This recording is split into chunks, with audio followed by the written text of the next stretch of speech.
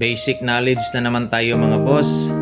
Let's talk about usurpation of authority. Ano ba ang ibig sabihin nito? Anyway, talking about usurpation of authority, ito yun kumbaga yung representing oneself as a government officer or agent, and then performing acts of such person without lawful entitlement.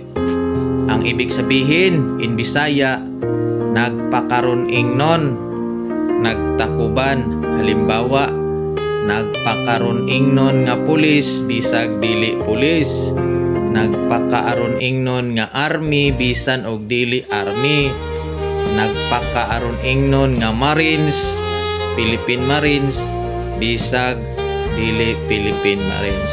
Yon.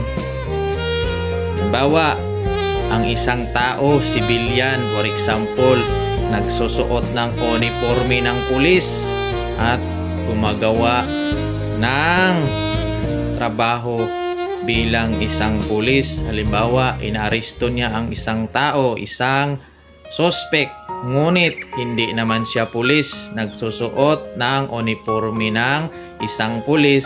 So yon, mapupol yan sa usurpation of authority. Same with sa mga sibilyan, nagsusuot ng mga damit ng mga kasundaluhan natin. Yan, usurpation of authority.